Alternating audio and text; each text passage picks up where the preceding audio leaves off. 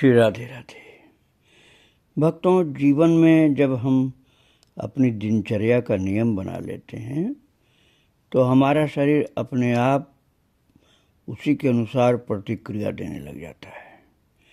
जैसे कि आश्रम का नियम होता है कि ब्रह्म मुहूर्त में उठना, 8 बजे बाल भोग, दोपहर 12 बजे या 1 बजे तक राजभोग, शाम 4 बजे कुछ उत्थापन भोग होता है, स्वल्पाहार, और रात में 7-8 बजे का सायंकालीन बियारू बोलते हैं संत लोग, और फिर रात 10 बजे तक मंदिर बंद और विश्राम। तो ऐसे नियम अपनाने के बाद नियत समय पर शरीर स्वतः ही अपना काम करने लग जाता है, बिना अलार्म के ही आपको जगा देता है और समय समय पर अपने आप मन की घंटी बज जाती है। इसी तरह यदि कमरे और रसोई में अपने ज़रूरी सामान को निर्धारित जगह पर रखने की आदत बन जाए, ठीक जगह पर, निर्धारित जगह पर, तो अंधेरे में भी चीज़ों को ढूंढने की परेशानी नहीं होती है। बस दूसरा कोई नहीं छुए तो, दूसरा छुएगा तो कोई सामान उठा के कहीं का कहीं रख देता है, फिर आप ढूंढते रहो, आँख हो तब भी, उजाला हो तब भी नहीं मिलेगा, अंधेरे में क्या ढूंढोगे। स्वयं ही अपनी निर्धारित जगह पर वस्तुएं रखिए, तो अंधेरे में भी बिना बत्ती के भी आप उठा लेंगे सामान को। और नियम ये बन जाए तो चाहे तो गृहस्थी हो चाहे सन्यासी हो, उसके लिए बहुत आसान हो जाता सब। और नियम तो बहुत ज़रूरी है। इसी को स्व अनुशासन भी कहते हैं। अनुशासित व्यक्ति का आचरण भीड़ में भी अलग दिखाई देता है। इससे हमारी एकाग्रता बढ़ती है और ऊर्जा भी संचित रहती है। गृहस्थ में रहकर नियम बनाकर उसका पालन करना ही साधना है। ये तो पता था कि तपोवन में माता को जहाँ रहना है बहुत ज़्यादा बर्फ़ पड़ती है, 4 महीने तो बहुत ज़्यादा बर्फ़ पड़ती है, लेकिन ये नहीं पता था कि दरवाजे भी ढक लेती है बर्फ़ हो। एक बार तो ऐसा हुआ कि 2 दिन तक सूर्य नारायण के दर्शन नहीं हुए। तीसरे दिन सुबह पीछे की तरफ हवा आने वाले छेद से कुछ रोशनी की चमक दिखाई दी। बाहर निकलने के लिए दरवाज़ा खोला तो खुला ही नहीं। ऐसा लगा कि जैसे किसी ने बाहर से बंद कर दिया हो। दरवाजे में बनाए छेद को खोल कर देखा तो बाहर दरवाजे तक बर्फ जमी थी। बांस के डंडे को छेद में डाल करके ठोंक ठोंक कर बर्फ हटानी पड़ी और इसकी हिदायत दी गई थी माता को, लेकिन पहला अनुभव था इसलिए बर्फ ऊपर तक आ गई। उसके बाद नियम बना लिया, सुबह शाम जमी बर्फ को डंडे से हटा देना, नहीं तो दरवाज़ा खुलना मुश्किल हो जाएगा। और हाल की बर्फ नरम होती है, इसलिए आसानी से हट जाती है। पहले वर्ष में ये सब लीलाएं चलती रहीं, दरवाज़ा खुलना न खुलना, बंद हो जाना, डंडे से सब बर्फ हटाना। वहाँ कोई दूसरा तो होता नहीं था, अकेले तो रहना था।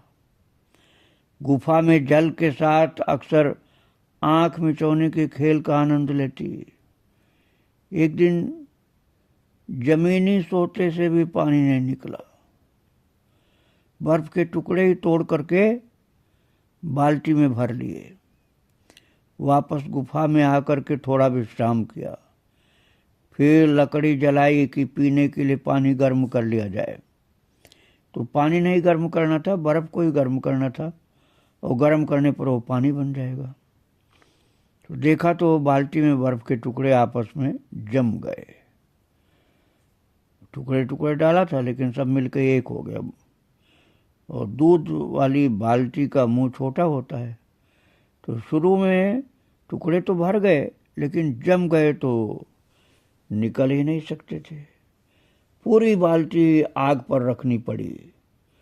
काफी देर बाद एक गिलास पानी आग पर गर्म करने के बाद बर्फ में से एक गिलास पानी मुश्किल से निकल पाया। कई बार ऐसा होता कि सुबह चाय बना करके पी लेती माता, बची हुई रख देती कि दोबारा गर्म कर लेंगे। अब आप ये मत समझना कि दूध रोजाना वहां मिल जाता, दूध कभी नहीं मिलता था। दूध का पाउडर रखती थी, उसी से दूध बन जाता था।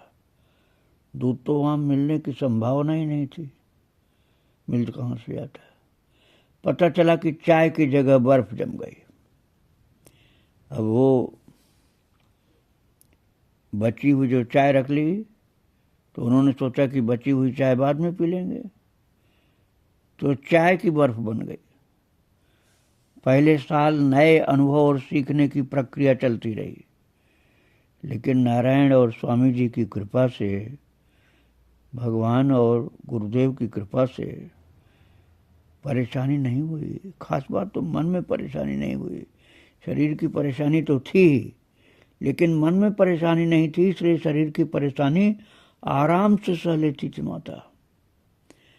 और वो पीली चोंच की चिड़िया ऐसे हिमपात में भी मैना जैसी मिलती जुलती पक्षी बाहर दिखलाई पड़ जाती थी। और एक लोमड़ी जैसा जानवर बर्फ पर दौड़ता दिखाई देता था, तेज दौड़ता था बर्फ पर। और एक भेड़ दिखाई पड़ता था कभी कभी।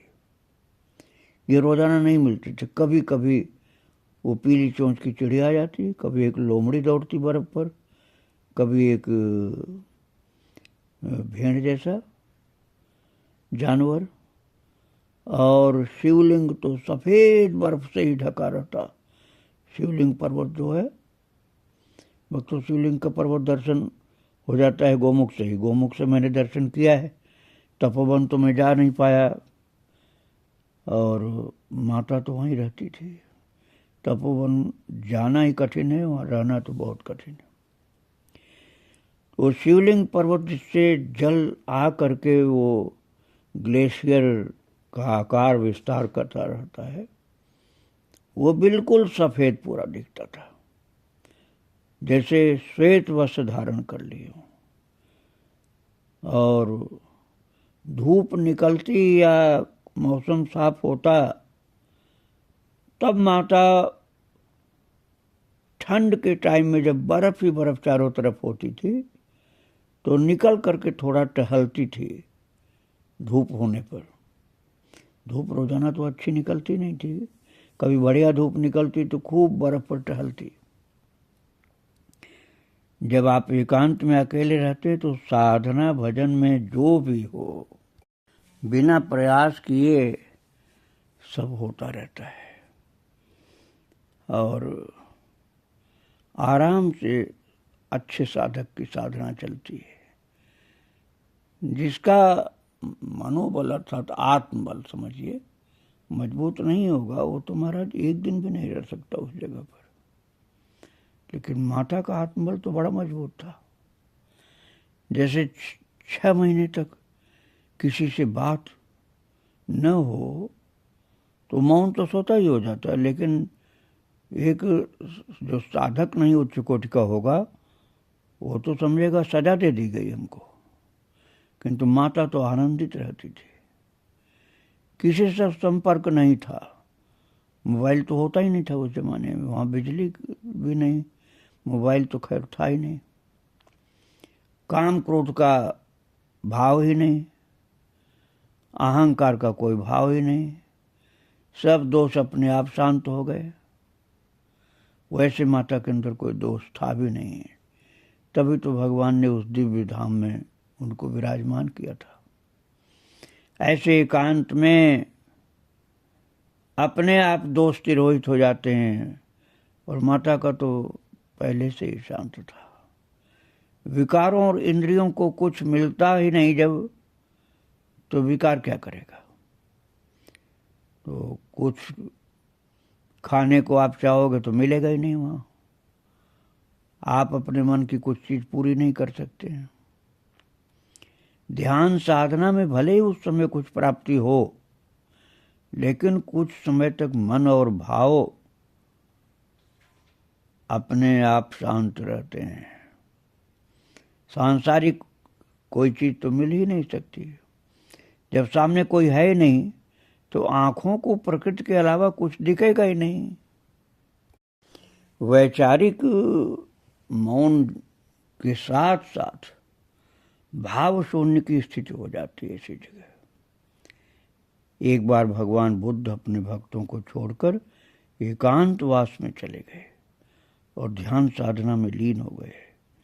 जब बहुत दिन तक वापस नहीं आए तो भक्तों के निवेदन पर आचार्य एक शिष्य के साथ हिम्मत करके बुद्ध के पास पहुंच गए और गुफा के बाहर बैठ गए। जब बुद्ध गुफा से बाहर निकले तो आचार्य ने पूछा, आप इतने समय से हम लोगों को छोड़कर यहाँ एकांत में ध्यान कर रहे हैं। हम सभी आपके उपदेशों से वंचित रहते हैं।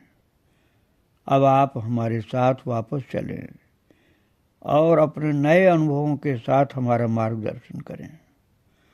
बुद्ध ने कहा, अभी कुछ समय और रहना है। आचार्य ने पूछा कि कृपया इतना तो बता दें कि अब तक इस बंद गुफा में ध्यान साधना से आपको क्या प्राप्त हुई। भगवान बुद्ध ने कहा, अभी तक तो कोई प्राप्ति नहीं हुई, लेकिन जो पास था वो चला गया। आचार्य और शिष्य उनका मुख देखने लगे कि ये कैसी साधना, जिससे मिला कुछ नहीं और जो था वो भी खो दिया। भगवान बुद्ध ने कहा, जब मैं तुम लोगों को छोड़ करके यहाँ आया था तो कुछ चीजें मेरे साथ आ गई थी, लेकिन यहाँ अब वो भी नहीं रही, क्योंकि वो भी मुझे छोड़कर चली गई। अब मैं खाली हो गया हूँ। आचार्य ने पूछा कि आप तो अकेले गुफा में आए थे, फिर क्या है जो आपने खो दिया। तब बुद्ध ने कहा कि यहाँ आते समय क्रोध, मोह, अहंकार आदि विकारों के कुछ अंश मेरे साथ थे, लेकिन अब वो दूर हो गए। मैं खाली हो गया। अभी मैं वापस नहीं जाना चाहता। अभी मैं यहाँ कुछ समय और रहूँगा। अब पात्रता को कसौटी पर खरा कसने का समय है। माता कहती हैं कि ये होता है एकांतवास में साधना का महत्व। जब आप सबके बीच होते हैं तो आप अपने आसपास के विकारों से घिरे होते हैं, कोई कम कोई ज़्यादा। जब एकांतवास करते हैं तो ये आपका साथ छोड़ देते हैं। आपका मन निर्मल होता है, आपकी प्रकृति शांत हो जाती है। जब विचार ही नहीं है तो मन भटकता ही नहीं है। धीरे धीरे आप खाली होने लगते हैं। ये खाली होना ही नारायण के रास्ते का अवरोध दूर होना है। तपोवन में माता कहती, मैं पहले वर्ष के शीतकाल का एकांतवास अनुभव की कि बड़ा सुखद रहा। अब आप लोग समझो, माता के लिए सुखद था, और कोई सामान्य आदमी हो तो उसके लिए तो महादुखद हो जाएगा। इतने संकट में रहना, न पानी मिलना, न भोजन मिलना, न ओढ़ने बिछाने की अच्छी व्यवस्था, बर्फ के बीच में घिरे रहना। दूसरों को तो कहाँ सुखद होता है, लेकिन माता को कहती हैं कि माता को बड़ा सुखद लगा। कुछ इम्तहान हुए, अर्थात परीक्षाएं हुई, कुछ सीखने को मिला, कुछ दोस्त मिले जिनसे मौन संवाद होता रहा।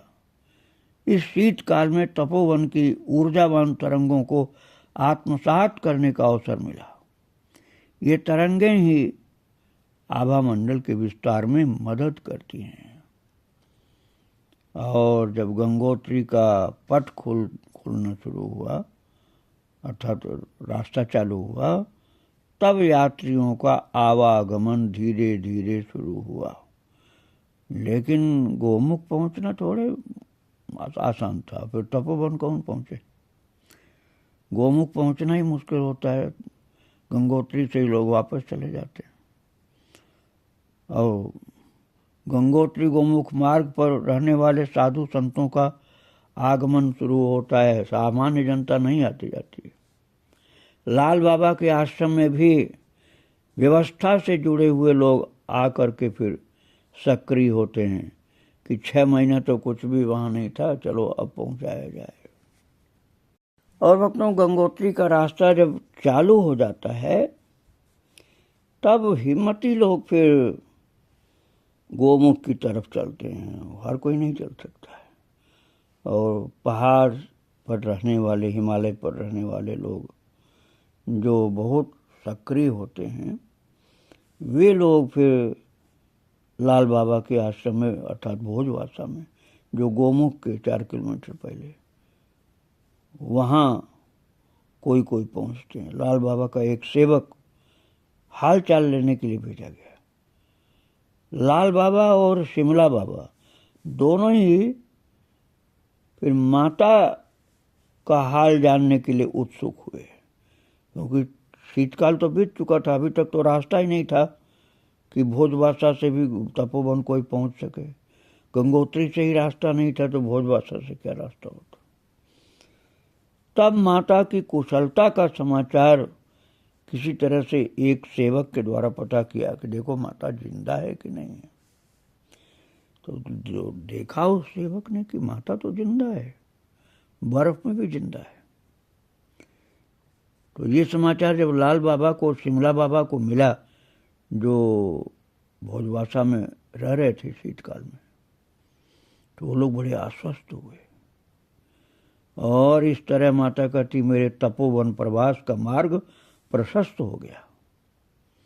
गंगोत्री पट खुलने के बाद अगले 6 महीने तक जो यात्री, साधक, साधु, संत, छटे हुए हिम्मती लोग गोमुख की यात्रा करते, उनमें से कोई कोई, ऐसा नहीं समझना कि सब कोई, गोमुख पहुंचने वाले ही बहुत कम होते हैं, उनमें से कोई एक आध ऐसा निकलता है जो तपोवन जाने की हिम्मत करता है।